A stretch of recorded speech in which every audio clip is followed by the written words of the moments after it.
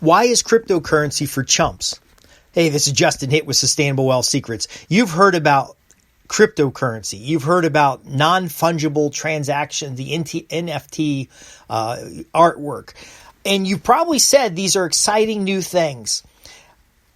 If you've been with me for a while, you know that while these are very good demonstrations of new technology, like smart contracts or bit chains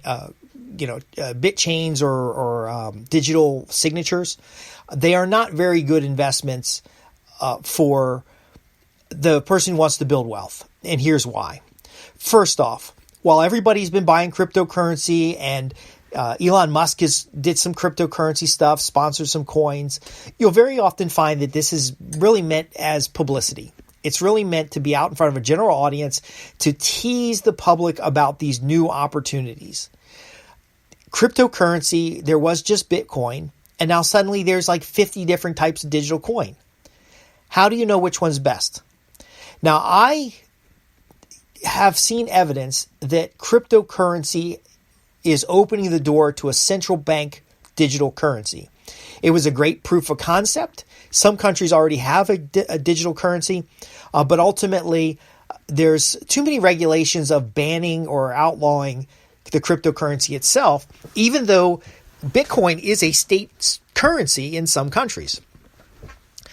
That alone makes it an awkward position to be in unless you want to take 5% of your portfolio and simply gamble with it. The volatility of cryptocurrency is simply, it's just all over the place, but you can take bundles of coin, and we talk about in the balanced portfolio, that methodology works with crypto. We talked about how to ride a bubble in another publication. Those things work for cryptocurrency. When you have the high volatility, you find a way to put in trailing stops and you kind of take profits as you go along. But my point isn't that you need to go invest in crypto, because while cryptocurrency had been jumping all over the marketplace and had 100% returns in many cases, so did the stock market, so did land purchases, so did investing in your business, so did a lot of other things. And if you go and jump on the cryptocurrency chain, it's working very well to help early adopters cash out. I've always questioned the gold bugs or the cryptocurrency because they're trading the fiat currency that they're talking against for digital coins or gold in someone else's bank account. Now, it's a different story if you're buying gold in your home and or you've got a means of storing that gold somewhere. Maybe you're buying gold or platinum or silver for a manufacturing process, and you can turn that coin over. Maybe you're buying raw materials and turning it into coins and selling it for fiat currency, and you've got a direct marketing company who does this. And then you buy back the gold when the market is low and the gold prices are low, and you kind of have your own built-in market, and you're the market maker.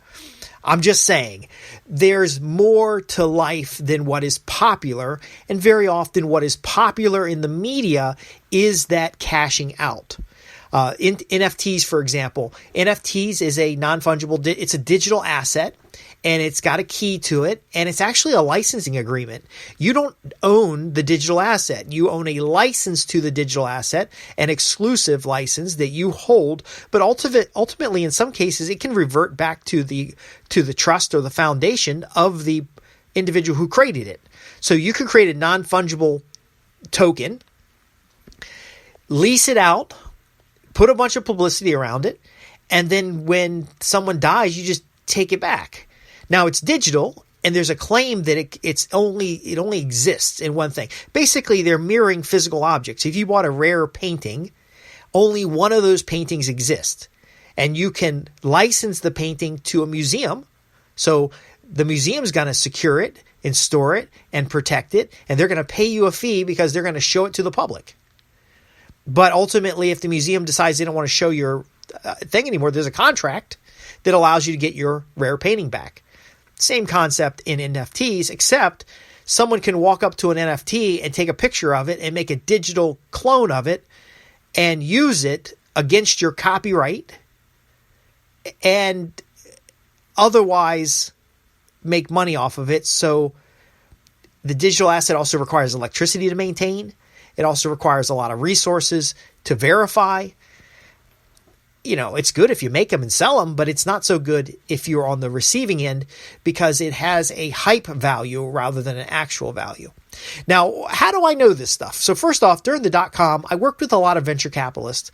And as a technology provider, my job was to go in and assess and inventory the technology assets of a company. So somebody says, I've got some software and this software does this. The investors would ask some questions like, how many lines of code do you have? Tell me a little bit about how it's designed, blah, blah, blah. And then I would go in and verify that.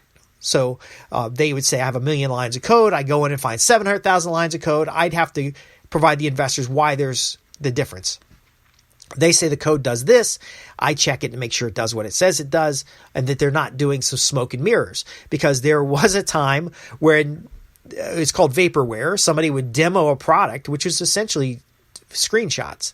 And so as a technology person, I could go in and verify that the servers have the capacity, the data center has the capacity, the software is really what they say it was. And I had a team of people that did this kind of thing.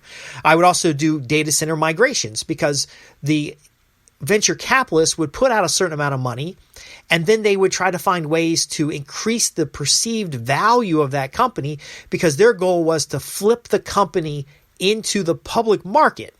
See, Elon Musk didn't buy cryptocurrency with his own money. He bought cryptocurrency with the hype of cryptocurrency and the hype of Tesla and the hype of SpaceX to buy the coin. And, he can believe it's a legitimate investment, but its media value was so far beyond the actual ownership value that he could put a couple $1 million into it and not really lose anything. Now the shareholders win because, again, he's drawing interest to reusable spacecraft, new battery technology, new artificial intelligence for vehicles on the road, possible trucking systems that were lower costs. So he's got other aspects where if the media is paying attention to crypto, he wants to draw some of that media attention to his own organization. See, these are the deep concepts that we talk about sustainable wealth secrets. You might be seeing your neighbor buying a big plot of land in an abandoned industrial park and then bragging about how they're going to put a giant warehouse there and getting a lot of publicity. And then people are saying, oh, he's not going to build a warehouse there. That's a little old town. Where all the time he found out that there was gigabit internet or 10 gigabit internet in that industrial park. And now he's benefiting from the previous investment under the guise of some other low-tech item so that nobody runs the land prices up around the rest of that abandoned industrial park. See, there's a mindset shift that is, if the media is talking about it, it isn't likely to be all they say it is. And also, you might know, like the .com activity, a lot of that turned out to bubble. So what a venture capitalist is going to do, they're going to build up the value of the company. Very often there are legitimate solutions, but they're looking at parts and pieces. And then they get to a point where either they fire sale to get all their initial investment back, or they do a merger and acquisition to roll the equity or to roll the value and get that additional publicity, or they do an initial public offering in order to cash out. Basically take public money and restore their original investment and their built-in profits. Now, I've helped migrate data centers. I help set up teams before they lay off everybody. I've had a lot of variety of experiences, but it all mirrors this pump and dump. So cryptocurrency is exciting. Look back 10 years ago. What was exciting 10 years ago? Look back 20 years ago. What was exciting then? At one time, people had to have a MySpace account. MySpace barely exists today. Social media, cryptocurrency, NFTs, and whatever else they come up with in the future is a mechanism to get a long-term plan implemented, not necessarily a vehicle for your own wealth building. Now, again, there will be people that says, I've made a 1,000% return on my money in crypto. Yes, but are you properly filing taxes on it? How do we know this isn't going to be an excuse to audit people in the future? For every person who made 1,000% return, there's people who lost everything they've got.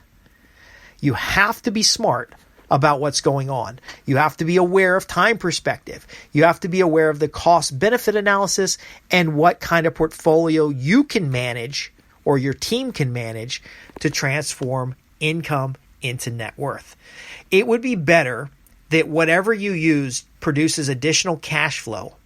So I'll just give you a model that works very well. Pick 5 things. Okay, you may start with 3 things. So it might be your salary, your investment returns, and it might be some kind of intellectual property. Maybe you wrote a book or something.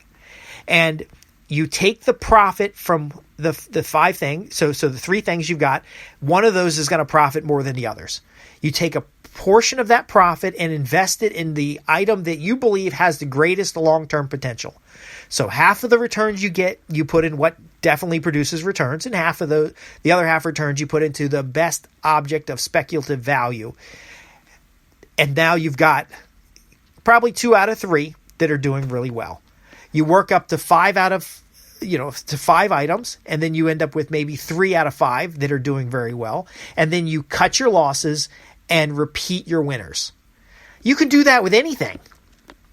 But what it gives you is enough diversity that you don't lose everything.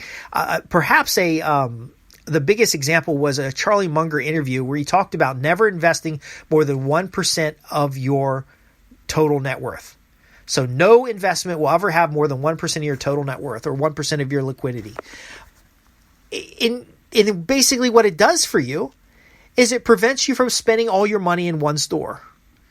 You have better diversity, you make better decisions, and you're looking now to circulate the capital rather than simply spend it in the trend.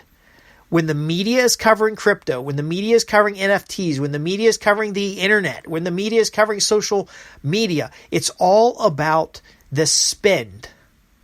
It's about selling you the opportunity to learn more. It's about selling you the latest gadget or tool. It's about promoting something. If you really want to build wealth and build wealth that grows over time and is available for you despite economic changes, it is really about math. It's really about diversification. Now, you're not going to have 20 different things that you're doing. You're not a mutual fund, but you might pick 5 stocks. You might pick 5 sources of income. You might pick, you have a core business, but you have 5 product lines, and you test and you just prune and graft the product lines. The key is there never is one thing. I've made the mistake of the one thing. I know people that have made the mistake of the one thing. I've seen some crazy stuff, and that's why I'm qualified to write about these models and to share these insights for you. But it's rarely ever what it seems. There will be more money made on smart contracts or BitChain or blockchain or those technologies that were funded by speculation than there ever will be by the speculation itself. Even though there was the dot-com crash, there was advancements in cluster computing, website hosting, there was a lot of automation solutions that were developed then. There were things you don't even know exist that were derived, again, from the just euphoria that draws in that public investment. There were a lot of millionaires and billionaires made and a lot of people that went broke. But again, the excitement wears off. A new excitement comes. The general public is addicted to these cycles of excitement. And ultimately, the real winners are those who have a rational approach, who run the numbers, and ultimately focus on a few things that work really well. They cut their losses. They cash in on the profits as they go. They don't put all their eggs in one basket. But again, they don't have like so many baskets that they can't manage it. I want to thank you for listening. I'm Justin Hitt with Sustainable Wealth Secrets. If you're interested in more resources that go into depth, if you want to talk about a strategic situation that you're considering, and you want to work on transforming your income into wealth, visit www.sustainablewealthsecrets.com. I would love to hear about your situation and offer any resources that I have available. I'm not a financial advisor. I'm not offering investment advice. My focus is risk management, strategy, and business development. With those things, you can turn the most incredible situation. You can do something today that someone's going to brag about in 20 years as an innovation, and you've been able to profit for much longer than a drop in the pan .com bubble or real estate bubble or silver bubble or whatever bubble is going to be next. Again, thank you for listening. Write in with your questions, fax in your questions. Visit me at www.sustainablewealthsecrets.com. Thanks for listening.